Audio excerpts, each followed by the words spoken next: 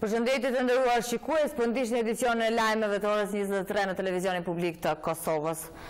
Në një intervistë dhënë për Televisionin e Kosovës, presidenti Hashim Thaçi ka folur për zhvillimet e fundit në vend. Thaçi ripërsëriti qëndrimin se vendimet e kuvendit do t'i nënshkruaj, duke përfshirë këtu edhe nismën e deputetëve për shfuqizimin e gjykatës speciale. Sipas tij, një nismë e tillë nuk është kundër drejtësisë dhe si kjo çështje nuk duhet dramatizuar. Thaçi ka folur edhe për Euleksin, për atë se çka pret nga bisedimet me Beogradin dhe kur do të përfundojë çështja e demarkacionit me Malin e Zi. Presidenti po ashtu ka një porosi për spektrin politik në Kosovë. Ndjekim një pjesë të intervistës. Nisma e deputetëve të Kuvendit të Kosovës për shfuqizimin e gjykatës speciale po vazhdon që të jetë temë e debatit. Si e shihni përfundimin e kësaj situate, kësaj çështje? Pushtetet janë të ndarë dhe unë si presidenti i vendit do të luaj rolin tim kushtetues dhe ligjor. Iniciativat e qytetarëve, iniciativat e deputetëve, janë iniciativa që kemi pasur edhe më herët. Prandaj mendoj se as nuk duhet dramatizuar situata, por në të njëjtën kohë nuk duhet as nënvlerësuar. Vlerësoj se nisma e rreth 50 deputetëve është një nismë plotësisht kushtetuese, ligjore, proceduralisht e rregullt, që nuk e sfidon drejtësinë, por kërkon një alternativë. Prandaj mendoj që duhet shikuar në një rrafsh më serioz, më të përgjithshëm, jo nga prizmi partijak apo i egove të askujt. Unë kam theksuar në vitin 2015 deri tek sot, themelimi i kësaj gjykate ka qenë i pa drejt historikisht për Kosovën, por kemi sakrifikuar për shkak të zotimit të ndërkombëtarëve se do të na mbështesin edhe më fuqishëm për antarësim në UNESCO, për aplikimin e Këshillit të Evropës, për antarësim në Interpol, gjithashtu për themelimin e forcave armatose të Kosovës sa më shpejt që është e mundur për njohje të reja, por edhe që do të punohet edhe më tepër për vetë Bashkimit Evropian, që të bindin edhe 5 vendet e Bashkimit Evropian që ta njohin Republikën e Kosovës. Për fatkeq kjo nuk ka ndodhur, prandaj njerëzit edhe reflektojnë, unë duhet të them shumë hapur se do t'i kryej obligimet e mia kushtetuese dhe çdo vendim të kuvendit do ta nënshkruaj. Sikur kjo iniciativë të ishte kundër drejtësisë apo sfidimi i drejtësisë, do isha i pari që do isha kundër. Jemi një javë më vonë tani, pra ka qenë javën e kaluar, u quajt një natë dramatike, edhe nga u vlerësua pastaj një ditë vazhdim nga analistë ndryshëm si një sfidim i marrëdhënieve në mes shtetit të Kosovës, institucioneve të Kosovës dhe bashkisë ndërkombëtare. Unë ndihem shumë krenar që jam presidenti i një vendi, por edhe qytetarëve që janë mbi 90% të orientimit euroatlantik, të një populate më pro-amerikane, të një populate më pro-evropiane, madje edhe në vendet e Bashkimit Evropian dhe qytetarëve më pro-NATO-s. Prandaj nuk ka çmim dhe sakrificë do të mund të cënoj partneritetin e shtetit të Kosovës me vlerat euroatlantike. Por gjithçka që e kultivon dhe zhvillon demokracinë, askush nuk duhet t'i friksohet. Ndërsa duhet të theksoj se opinionet mund shfaqen poshtë çfarë do që ka pasur opinione ekstreme në vitin 2015, tani kemi gjithashtu opinione pa menduara mirë, sido që tjetë ne jetojmë në demokraci dhe secili ka mendimin e vet të cilin duhet ta respektojmë. Si keni parë praninë e zyrtarëve, ambasadorëve tuaj atë ditë nëpër zyrat e liderëve të institucioneve të Kosovës? Nuk ka qenë diçka jashtëzakonshme, ka qenë një interesim normal, ku më zhvilluar takime me ta dhe ku më shpreh opinionin tim. Ne duhet të jemi gjithmonë mirënjohës për interesimin që shfaqin komunitetit ndërkombëtar, por në fund fundit vendimet janë të njerëzve të zgjedhur nga populli dhe deputetët i thonë llogari vetëm votuesve të tyre para se gjithashtu dhe shtetit e vet. A pretendoni që kjo çështje të mbyllet në muajin vim, të kalojë në Kuvendin e Kosovës? Vendimi i vitit 2015 është në fuqi. Iniciativat e deputetëve dhe e qytetarëve të Kosovës, ata që kanë nënshkruar, gjithashtu janë në procedurë, i takon Kuvendit Kosovës që të merr vendimin përkatës. Me debate të shumta po përcillet libri për presidentin Hashim Thaçi, i cili është në prag të botimit. Libri është shkruar nga Roger Boyce dhe Suzy Jagger. Në kohën kur polemikat për gjykatën speciale në Kosovë janë në kulmin e tyre, një libër që ngrej lart figurën e Hashim Thaçit është në prag botimi dhe ka shkaktuar debate të shumta. Libri mban titullin New States Modern Statesman, Hashim Thaçi biografi dhe është shkruar nga Roger Boyce dhe Suzy Jagger. Roger Boyce është gazetar britanik dhe redaktor diplomatik i gazetës Times. i cili ka eksperiencë në shkrimin e biografive politike. Suzy Jaker është zëvendës redaktore në të njëjtën gazetë. Libri me 320 faqe botohet nga Beatback Publishing dhe pritet të dalë në shitje me 16 janar. Në presidencë kanë deklaruar se nuk janë ata nësimtarët e këtij libri. Prezantimi që shtëpia botuese i ka bërë librit nis me kontekstin ndërkombëtar në të cilin perëndimi ka intervenuar ushtarakisht në Kosovë gati 2 dekada më parë. Libri përmban edhe opinionet të personaliteteve të rëndësishme botërore.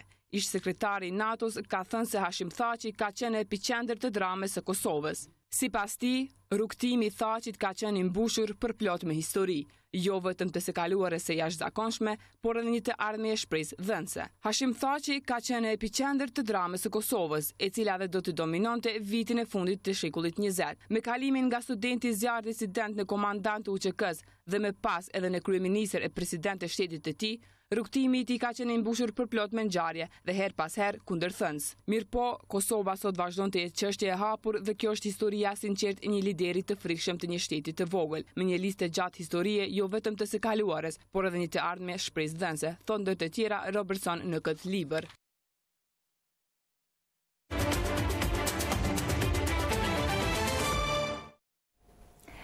Ministri i Financave Bedri Hamza dhe ambasadori i Shteteve të Bashkuara të Amerikës në Kosovë Greg Delawi nënshkruan memorandum mirëkuptimi me të cilin shteti i Kosovës mbështet financiarisht koalicionin global kundër ISIS. Kosova përmes këtij memorandumi do të jetë e gatshme të përgjigjet ofrimit të ndihmës humanitare, ofrimin e ekspertëve për pastrimin e fushave nga mjetet e rrezikshme. Ministri Hamza tha se me këtë rast Kosova është rreshtuar krah shteteve mike.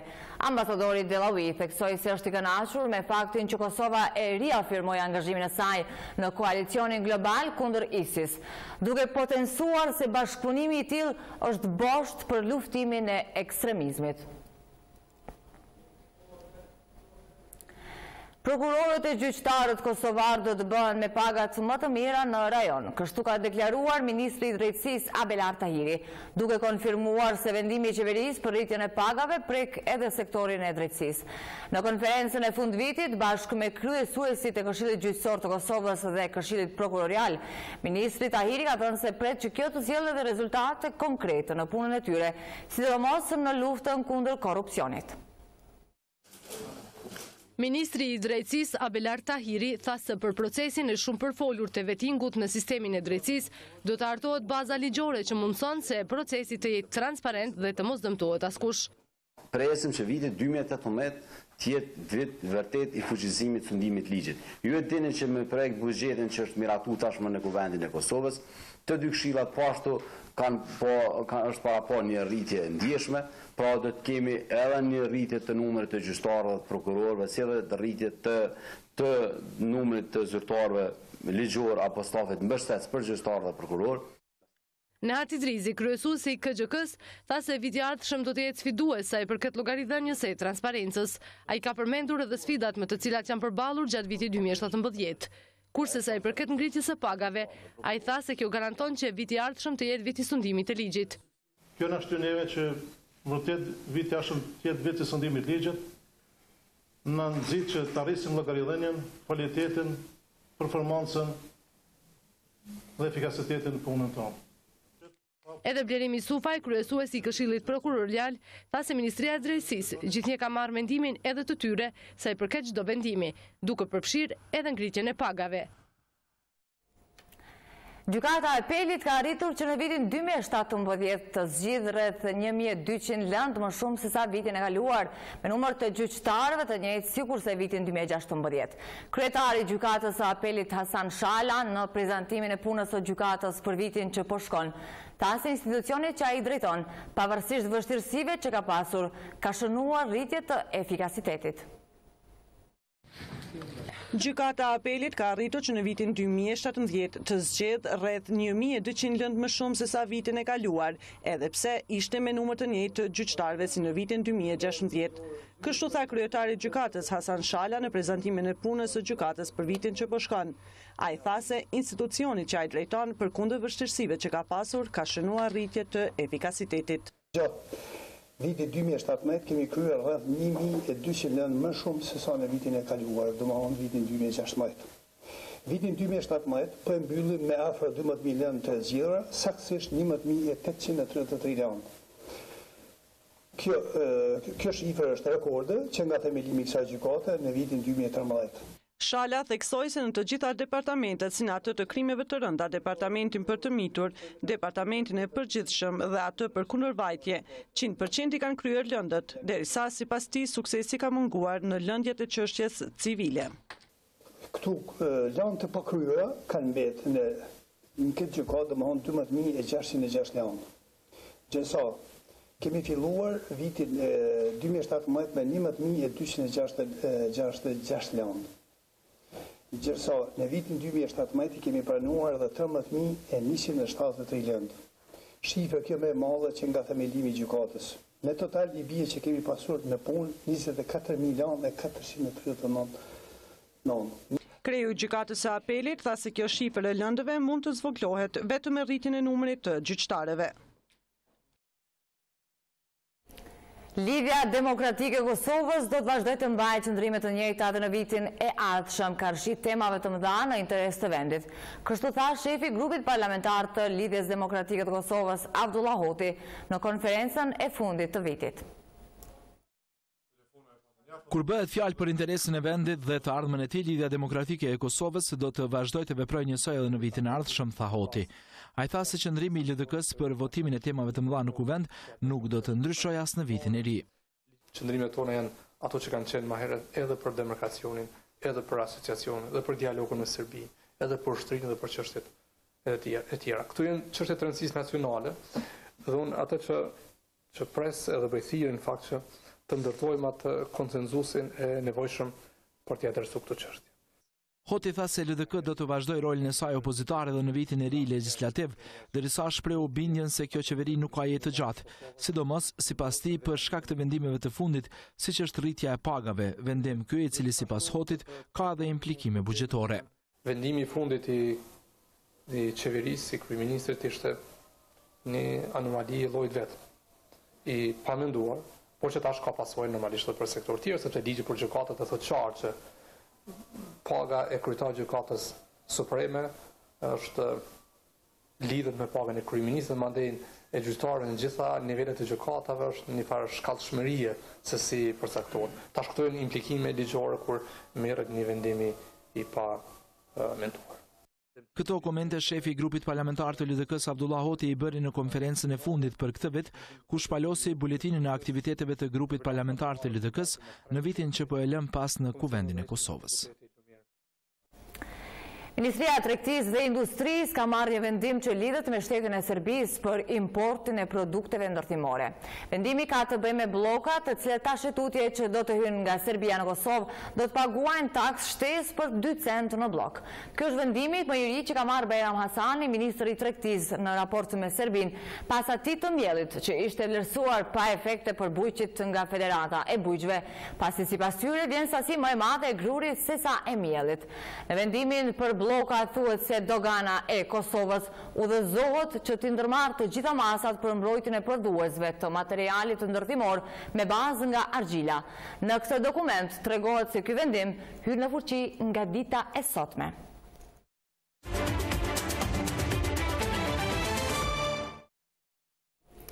Në kardiologji është realizuar për herë të parë nga mjekët kosovar operimi i aortës.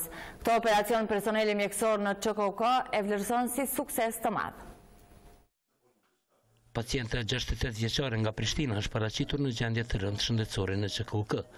Pas intervenimit të parë të mjekëve të klinikës së kardiokirurgjisë, realizohet diagnostifikimi urgjent.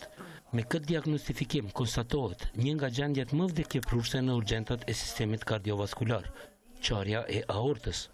Kjo gjendje shkakton vdekje në 90% të rasteve pa operim, kurse vdekshmëria me operim është deri në 75%. Ky operacion është realizuar për herë të parë në institucionet publike dhe me një sukses shumë të madh, thot drejtori i përgjithshëm i SHKK-s. Ky është operacioni i parë në Qendrën Klinike Universitare, një disekacion i aortës dhe është operacion mjaft i rëndë, vdekshmëria është shumë e madhe, për fat të mirë pacienti është mirë. Dhe ka raste që kanë pasur për spitale private, ndoshta po me një mortalitet. Mirë po, do të them përparësia është se pacienti trajtohet në mënyrë urgjente, po shpëtu jeta, kostoja do të kishte qenë shumë e lartë, dikon deri 25.000, po të ishte internu dikon, pacienti është internu palë në institucione publike me një ekip të përkryme. Ekipa e kardiokirurgjisë tonë ka dëshmuar se është e gatshme edhe për këto raste maksimalisht problematike, domethënë është kryer operacioni të një femën 68 vjeçare me probleme edhe më të hershme, është shkëlqyeshëm një operacion me vërtet i udhëhequr si duhet. Operimin e realizoi profesor doktor Adem Gërbollari me ekipin kujdestar doktor Arben Kutlovci dhe Shkëlzen Muriqi. Pacientja tani është plotësisht stabile. Shumë mirë unë kam qenë. Kretë këta djelë, këtu gra, këtu qika, kanë qef më një mirë për këtë shpi. Skur me i pas ta një letemën. Jo veç që po thëmë me gëj, veç është qashtë. Me këtë po dëshmohet edhe njëherë se shërbimi i kardiokirurgjisë dhe kardiologjisë është i gatshëm të përballet me gjendje më problematike të patologjive të sistemit kardiovaskular dhe se nuk ka nevojë për trajtim jashtë institucioneve publike sa i përket këtyre shërbimeve. Të përkujtojmë se një operacion i tillë mund të kushtojë deri në 25.000 euro në institucionet private, por në QKK ky operim bëhet pa pagesë.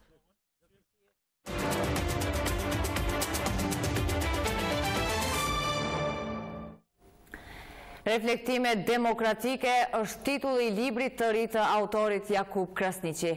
Përvoja e ish-krye parlamentarit të Kosovës është një përmbledhje e periudhave të ndryshme të përjetuara nga vetë autori, i cili shpalos pjesë nga to. Vetë autori Krasniqi nuk foli shumë për librin, por vetëm e sugjeroi atë si një udhërfyes për ata që duan të hyjnë në jetën politike. Botuesi i librit, Abdullah Zeneli, tha se ky libër është i vlefshëm. Vlerësime për librin dha edhe studiuesi letrar Adem Gashi. Bashkim Musliu, profesor, shkrimtar dhe kritik, tha se kjo vepër do të shërbej për ta ruajtur kujtesën historike dhe se ky libër përbët nga fjalimet e autorit kur ishte në pozitën e kryetarit të kuvendit dhe kryesisht pjesë nga jeta e tij në politik. Reflektime demokratike është libri i 12 i radhës nga Jakub Krasniqi.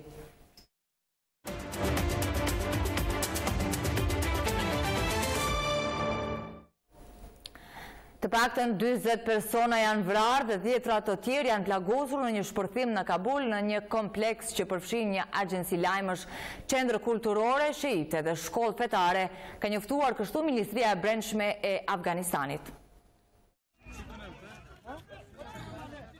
Një shpërthim i hershëm të enjtë goditi një zonë pranë agjencisë lajmeve afgane dhe qendrës kulturore shiite Tebjan në kryeqytetin Kabul, njoftojnë mediat lokale. Njerëzit e mbledhur në Tebjan po përkujtonin 38 vjetorin e pushtimit sovjetik të Afganistanit. Gra dhe fëmijë janë vrarë në sulm ku shumica e viktimave ishin vizitorë në qendër.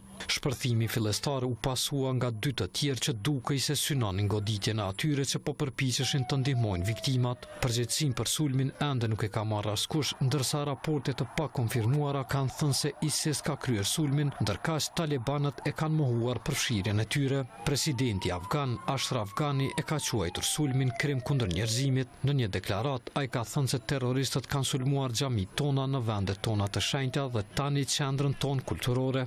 Në muajt e fundit, i ashtu quajtur i Shteti Islamik ka kryer sulme ndaj objekteve të komunitetit shiit në të gjithë Afganistanin. Ishin këto të gjitha informacionet e përgatitura për këtë edicion të lajmeve. Ju faleminderit për vëmendjen. Natën e mirë.